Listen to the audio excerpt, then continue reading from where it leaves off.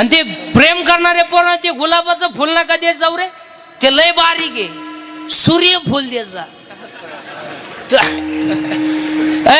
इश्कही मेरी जिंदगी आहे. ती म्हणली पागलपणा करू नका, दाढी काढून टाका. काढली ना दाढी काढली, जीन्स पॅन्ट घातली आणि पुण्याचा क्षय झाला. पापात्मक पापा नरका जाईचे परिपावीचे शुद्ध पुण्यांना व्याज देतो आहे. कुत्रा झाला आणि तिच्या पुढे निघाला. ती गेली इंद्र महाराजांना म्हणली, इंद्र महाराज दाढीचा हात काढा, वर्क इज कम्प्लिटेड. का? ज्याची भीती वाटत होती तो कुत्राच झाला. आणि या म्हातारीचा पहिलाच पोरगा आहे काम, म्हातारीचा पहिला पोरगा आहे काम, म्हातारीचा दुसरा पोरगा आहे क्रोध. आणि पाया पडून सांगतो आजचे कीर्तन सगळ्या वाचणाऱ्या माणसांना, राग कळा. रागाच्या भरात वाईट कृत्य करू नका. खून करायला काय 2-4 दिवस लागत नाही, मर्डर करायला काय दुपार लागत नाही. आता एखाद्याला म्हणलं तुला 2 लाख देतो महाराज, कीर्तन संपल्यावर बोकशील ना तो, पण ते 2 लाख खर्चायचे कवा?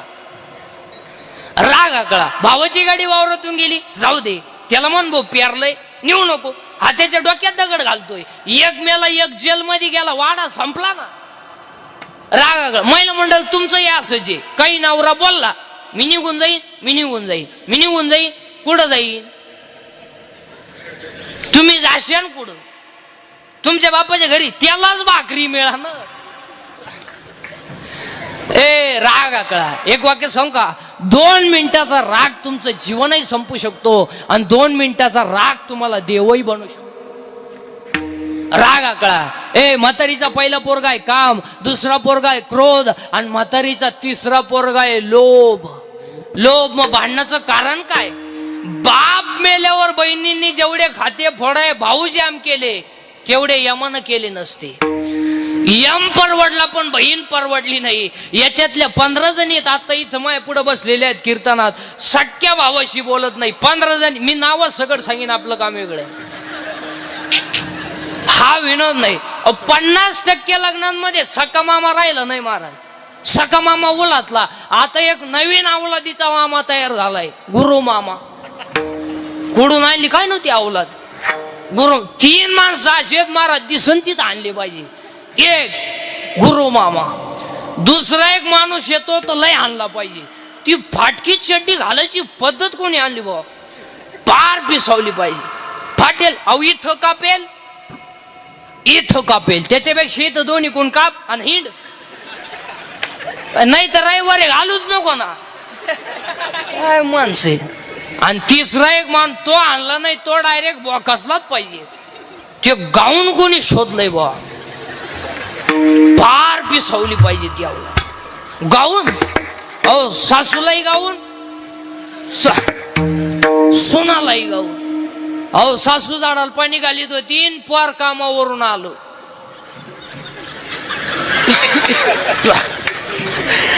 तिला डोळे दाबून म्हणतं ओळख बघू, तिनं कान फटवलं सर. हा विनोद नाही.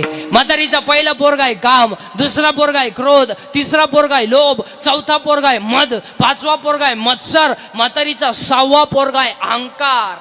किती झाले? 6. म्हातारीचा 7वा पोरगा आहे मी. ऐका आता पटकन, म्हातारीचे 10च्या 10 पोरं. म्हातारीचा 7वा पोरगा आहे मी, तू, तुझं, माझं. किती झाले? 10. त्या बाबळीपासून या बाबळीपोत आपली इकडल्या किकीन, पण तुई जिरीन. तुई जर जिरावली नाही तर मी माया म्हणा. लोकांना काय माहिती भाऊ तू कोणचा आहे? मी, तू, तुझं, माझं. महिला मंडळ मी आहे म्हणून राहिले, नाही तर दुसरी तुका नाही उलटली कुणीकडे, त्यानं तिसरी केली. मी म्हणून तुमच्यावर हे दिवस आले न, दिवसाचे दिवस आले. सासूचं सुनेचं भांडण झालं, सून म्हणती बघ फक्त एखाद्या वर्षात मला कुत्र मांजर होऊ दे, मग मी, तू, तुझं, माझं. किती झाले? 10. आता ऐका, म्हातारीच्या 6 पोरी, त्यात म्हातारीची पहिली पोरगी आहे आशा. पाऊस पडल, पगार वाढल ना, पाहुणे येतील ना, पाहुणे ना. रेंज गेली काहींची, रेंज बायका मिळाना. आता बायको जेवढे लग्नाचे राहिले त्यांनी तो विषय आता जवळजवळ काढूनच टाका. ते आता नवरदेव नाही होणार, ते आता ओळू. तुमच्याकडे काय म्हणते? सांड. बायको नाही मारत. बायको नाही. तुम्ही हायवे टच 1 एकर जमीन घेऊ शकता, बायको नाही. बायको नाही. 35चे नवरदेव आहेत आपल्याकडे. 35-15 राहिले मारायला. 42 पोरी पाहिले, एका पोऱ्यानं नाही पसंत केली, त्याला एक माझ्यासारखा भेटला, म्हणला मिळेल ती करून टाक. त्या पोऱ्यानं पोरगी पसंत केली, पण पोरी चायना नवरदेव पाहिला. ती म्हणली भिकाऱ्याला बोर दिन फण्याला द्यायची नाही. का द्यायची नाही? तर पहिले आम्हाला पाहायला आलता. बायको नाही. काहींचं रविवारी लग्न झालं, मंगळवारी जे नवरी गेली आली नाही म्हणजे तिच्या पहिल्या नवऱ्याच्या घरी गेली. बायको नाही. आशा ऐका आता पटकन. म्हातारीच्या 6च्या 6 पोरी. आशा, इच्छा, वासना, तृष्णा, मंशना आणि तितिक्षा. 10 6 16 आणि हे 16च्या 16 पठ्ठे आपल्याच्यानं मरणार नाही. मग आपण शेंडेने हाणायचे, आपण मुळ्या हाणायच्या. ज्ञानोबराईनं ओवी केली, वरी वरी पालवी खोडीचे आणि मुळी उदक घालीचे. वरवर शेंडे हाणायचे, खाली झाडाला पाणी घालायचं, ते जमणार नाही. मग आपण काय केलं पाहिजे? 16 पठ्ठे नाही मारायचे, म्हातारीच मारायची म्हणजे काम बिघडल. आणि म्हातारी मारायचं औषध आपण सापडू आता. आणि म्हातारी मारायचं औषध आपल्याकडे आहे ना. काय?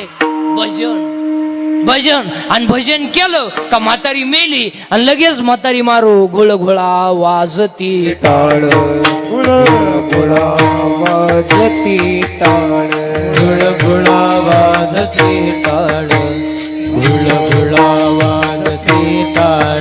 धना धना रसाळ, धना धना नाद रसाळ, धन धना नाद रसाळ. उदो झाला पहाली वेळ, उदो झाला पहाली वेळ, उदो झाला पहाली वेळ, उदो झाला पहाली वेळ. उठावा देवता गोपाळ गा, गोपाळ गा. उठावा देवता गोपाळ गा, देवता गोपाळ गा.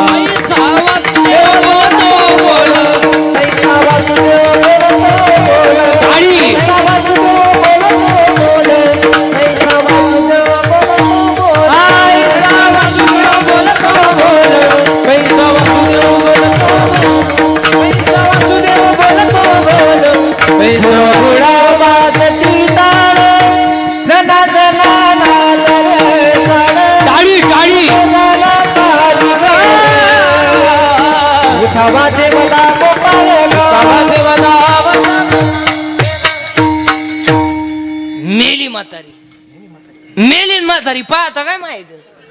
मग तुम्ही म्हणाला का गपगत कशी काय म्हातारी मेली? कारण म्हातारी घाबरत होती भजनाला आणि भजन केल्यामुळं म्हातारी मेली. आणि म्हातारी मेल्यामुळं आता आपल्याला मुलगा झाला. त्या मुलाचं नाव बोध. आणि तो बोध नावाचा मुलगा, ज्ञानोबराय म्हणतात, तो बोध नावाचा मुलगा मला निवृत्तीनाथ त्यांच्या कृपेने झाला. आणि मला लग्न न करता 4 मुलं झाली. ज्ञानराज माझी योग्याची माऊली, साधकाचा मायबाप. ज्ञानाबाई माझी अनाथाची माय आणि योगशास्त्र देती बाई. पहिला मुलगा वेद, दुसरा मुलगा योग, तिसरा मुलगा साधक, चौथा मुलगा अनाथ. पहिल्यासाठी अमृतानुभव, दुसऱ्यासाठी चांगदेव पासष्टी, तिसऱ्यासाठी ज्ञानेश्वरी आणि तुमच्या माझ्या सर्वांसाठी ज्ञानोबरायनं हरिपाठ.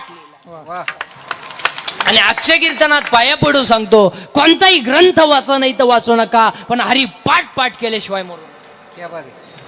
आणि आज कीर्तनाला घेतलेला अभंग हा हरिपाठातील 16व्या क्रमांकाचा आहे, ज्याची माया नावाची म्हातारी मेली, बोध नावाचा मुलगा झाला, ज्ञान आलं आणि ज्याची बुद्धी हरीच्या चरणावर स्थिर झाली, तो नर कसा आहे? हरी बुद्धी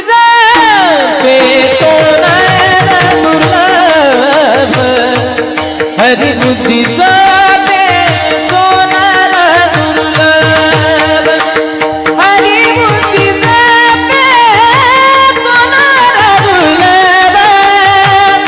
हरी बुद्धि